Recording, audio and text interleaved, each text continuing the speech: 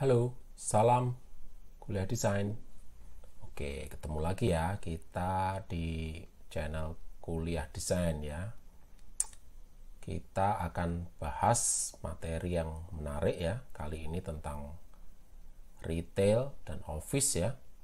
Kita akan bahas dua project ini ya, project komersial design. Nah, kali ini saya akan bahas khusus tentang environmental branding ya. Apa itu environmental branding? Kita akan bahas lebih lanjut ya. Ini ada saya sertakan satu contoh ya dalam judul saya. Ini kantornya Gojek ya, divisi GoMed, Go Medical yang kita bisa pesan-pesan obat itu ya. Di situ kita bisa lihat ada environmental branding ya.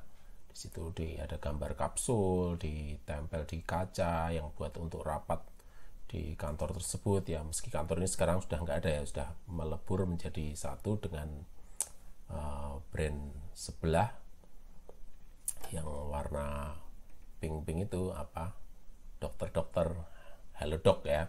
Nah, ini sudah dipindah ke Halodoc, difokuskan jadi kalau di aplikasi Gojek sudah nggak ada. Tetapi kita akan bukan bicara GoMed-nya atau Gojek-nya atau Halodoc-nya, tetapi bagaimana environmental branding biasanya bisa memberi peran dalam perancangan sebuah kantor atau toko ya. Kita akan bahas satu persatu ya. Sebelum kita masuk ke environmental branding, kita akan bahas dulu branding itu apa ya kan. Sebelum masukkan ke environmental branding, kita akan bahas dulu branding itu apa. Oke. Nah, kebanyakan orang bilang branding itu logo, ditempeli logo udah gitu. Padahal not just a logo, bukan sekedar logo. Banyak orang bilang juga branding itu produk. Padahal bukan sekedar produknya ya. Banyak orang bilang branding itu promise atau janji, promise ya. Janji. Bukan sekedar itu. Banyak yang bilang branding itu impresi. Iya, benar, tapi bukan sekedar itu. Nah, kita akan bahas satu persatu sebenarnya branding itu apa. Ya. Nih, saya kutip ya. Saya kutip pernyataannya Marty Neumeyer, ya, seorang pakar branding, banyak buku-buku karya dia tentang brand ya. Brand itu resultnya dari yang tadi atau hasilnya ya, finishnya. Brand itu yang dirasakan oleh konsumen ya, dirasakan oleh customer kita tentang sebuah produk, tentang sebuah service, tentang sebuah company ya. Jadi brand ini sebenarnya adalah perasaannya konsumen, bukan tentang visualnya itu saja, bukan tentang logonya yang menempel di sebuah toko, bukan tentang warnanya, tetapi apa yang dirasakan masyarakat ketika kita sekelebat melihat sebuah toko atau sebuah kantor. Kita tahu bahwa itu tokonya Nike atau kantornya Gojek atau kantornya siapa, kantor kelurahan misalnya. Berarti branding itu sukses dong, bisa kita rasakan. Nah, branding itu letaknya sebenarnya di situ. Ya, jadi branding ini lebih mirip dengan reputasi. Ya, bagaimana kita membuat reputasi itu ya, terhadap sebuah brand. Jadi brand itu reputasi. Semua orang, semua hal yang ada dalam sebuah company memberi efek terhadap sebuah brand ya, terhadap resultnya. Jadi apa yang harus kita ubah, apa yang harus kita perbaiki saat kita mau membranding suatu tempat, dalam konteks ini toko dan kantor, ya semua hal kita harus perbaiki reputasinya dengan berbagai cara. Nah, kita akan bahas kali ini khusus tentang environmental branding. Biasanya kita mulai dengan yang disebut environmental graphic design. Nah, ya, ada 3 komponen utama dalam EGD ini ya, bukan EGP ya, emang gue pikirin, tapi ini Environmental Graphic Design. 3 komponen utama yaitu signage, placemaking, dan interpretation. Jadi ada 3 hal ya. Ada signage, ya, signage, placemaking, dan interpretation. Ya, kalau kita lihat di sini, ya, ini memberi signage, ya, memberi tanda bahwa ini kantornya Google, ya kan? Ada sign tentang logonya Google di situ. Ya. Tapi juga placemaking, ya, itu menjadi suatu tempat, ya, penanda suatu tempat. Ini loh di lobi resepsionis yang ada huruf G-nya besar warna biru gitu. Lalu juga memberi interpretasi. Apa interpretasinya? Oh, kantor Google itu keren, kantor Google itu dinamis, nggak formal dan sebagainya. Nah, di situ kita bisa membuat brand dengan menempelkan, memasukkan EGD ini, Environmental Graphic Design. Ya, baru sebagian kecil sebenarnya, tapi nanti kan tadi ada kaitannya dengan semua orang, semua hal, tapi ini salah satunya ya. Nah, kita akan bahas coba tentang Information Content System. Jadi apa sih Information Content System dalam sebuah EGD ya? Sebuah tanda tidak memiliki makna jika dia tidak memiliki informasi. Ya kan? Sebuah tanda tidak memiliki makna jika dia tidak memiliki suatu informasi tertentu. Ya, dalam contoh ini kan misalnya untuk mengidentifikasi tempat, ya, mengidentifikasi ini ruang A, ruang sekretaris, ruang direktur, ruang ini kalau di kantor ya. Kalau di toko ini rak untuk pakaian pria, rak untuk pakaian wanita. Misalnya saya pernah beli itu baju ya, Uniqlo via online ya. Oh, udah kita chatting, cowok atau cewek, katanya cewek. Oh, ternyata salah. Nah, di situ kita bisa lihat bahwa informasi ini menjadi penting, identifikasi. Ketika saya ke tokonya langsung, itu raknya posisinya berbeda, ada sign system yang berbeda. Tetapi ketika toko online mungkin seringkali penjualnya kurang teliti ya, pembelinya juga kurang teliti gitu. Nah, kita bisa lanjutkan bahwa informasi dalam sebuah sign system juga berkaitan dengan direksional atau mengarahkan menuju tempat tertentu ya. Oh, ke sana, belok ke sana. Oh, elevatornya belok ke sana. Ruang apa. Jadi memberitahu, selain untuk identifikasi juga memberitahu direction, arahnya, belok ke sana, ya, belok ke sini. Jadi kita akan tahu directionnya. Yang berikutnya tentang warning, ya, kita diberitahu tentang suatu larangan tertentu, ya, misalnya peringatan tertentu, awas licin, ya, awas ini rak untuk dewasa, anak-anak jangan ke sini, biar orang tuanya tahu tidak mengajak anaknya ke situ ya. Ada banyak sekali tentang information system ini ya. Lagi tentang regulatori, tentang operasional ya, tentang honorific ya, tentang suatu penghormatan ini loh buat siapa bisa kita taruh di situ ya. Seperti untuk honorific ya, misalnya kalau teman-teman pernah lihat kantornya Tokopedia, itu ada space khusus untuk hero-heronya Tokopedia, pahlawannya Tokopedia, pahlawan UKM ya yang berjualan di Tokopedia, sukses, ternyata dia menggerakkan tetangganya, bikin kerajinan, membungkus, packing, mengirim dan sebagainya ya. Jadi ada honorable ya, honorific.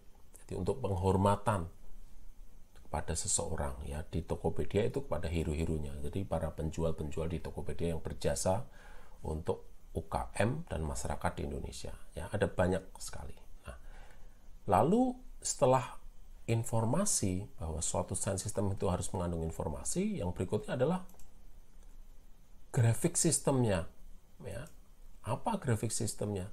Grafik itu membuat informasi itu menjadi visible, menjadi lebih nampak.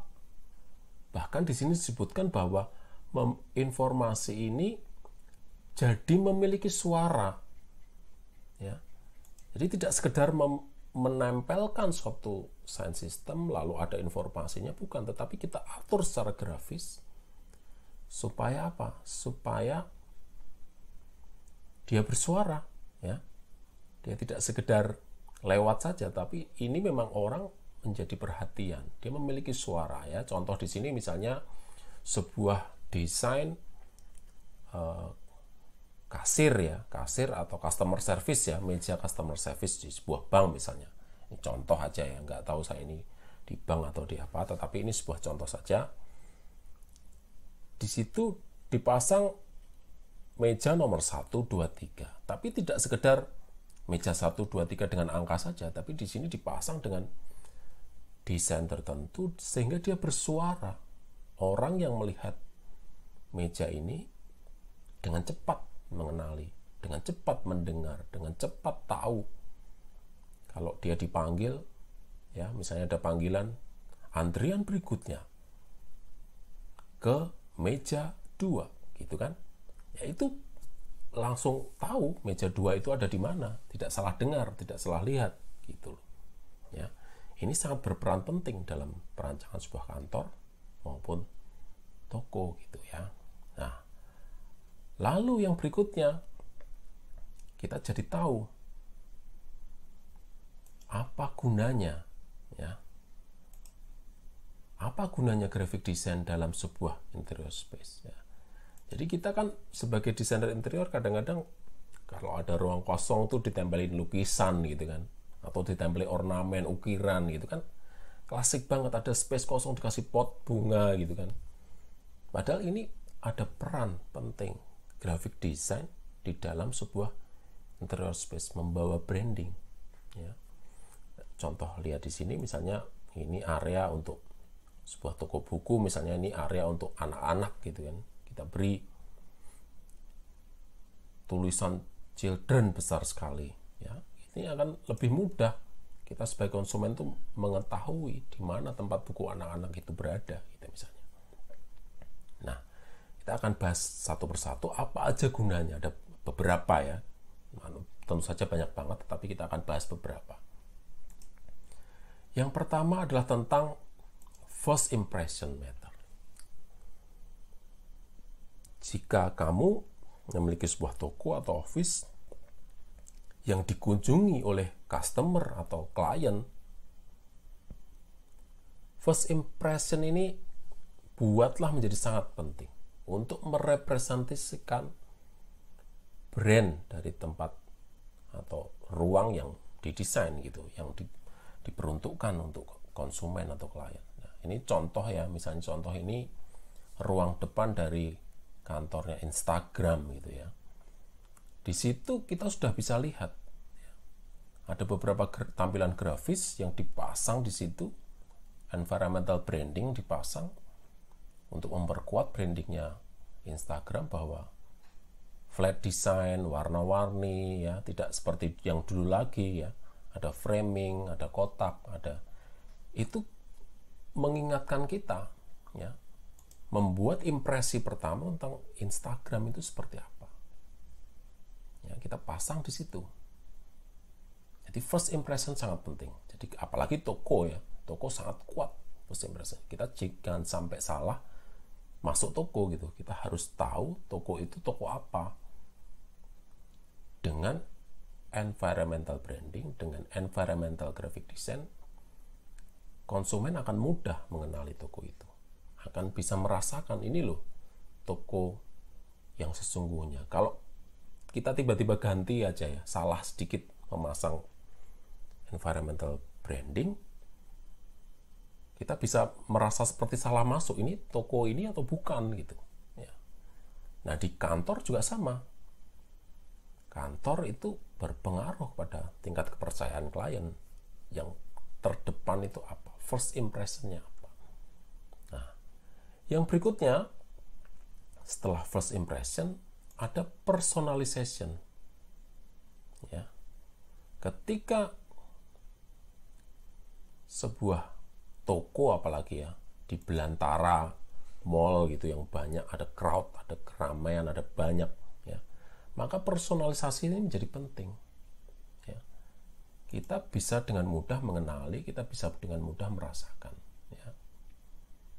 Ini misalnya ya, contoh tokonya Vans ya, yang ada telapak kaki sepatunya besar, ada stiker-stiker logo Vans yang dipasang di situ. Ya. Cara kita memasang rak-rak sepatu, cara kita memasang sepatu di sebuah dinding yang bergrafis seperti itu akan membuat personalisasi bahwa Vans itu ciri utamanya itu salah satunya itu ada di sole-nya itu, ya, di outsole-nya ini yang kotak-kotak seperti itu.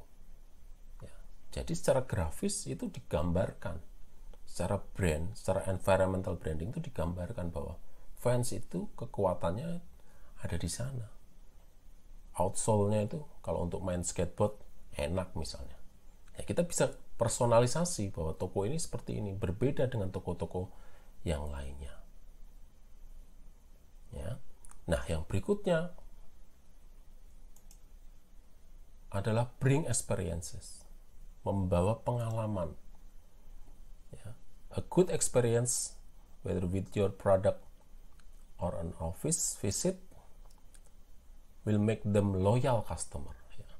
Ketika kita bisa mendesain suatu environmental graphic, suatu toko, suatu kantor, suatu ruang yang memberikan suatu pengalaman, itu akan membawa loyalitas kepada klien dan customer kita. Ya, contoh ini di Tokopedia ini, saya pernah lihat gambar yang lain, itu bantal-bantal yang ada di situ, yang di dekat logo Tokopedia itu bisa diambil gitu. Jadi kita kalau main ke Tokopedia bisa berfoto-foto di situ, itu pasti spot foto. Sehingga orang yang berkunjung ke Tokopedia, kalau ke ruangan ini, ke sebuah environmental branding ini, ke sebuah environmental graphic design ini, pasti memiliki pengalaman tertentu. Ih, seru ya, kayak di Komedi Putar, ada yang bilang seperti itu. Seru ya kalau foto bersama logonya Tokopedia ini, kan sengaja banget ya, kita bisa duduk di situ sambil menunggu, tapi juga bantal-bantal Tokopedia itu bisa kita angkat, kita bisa foto ya.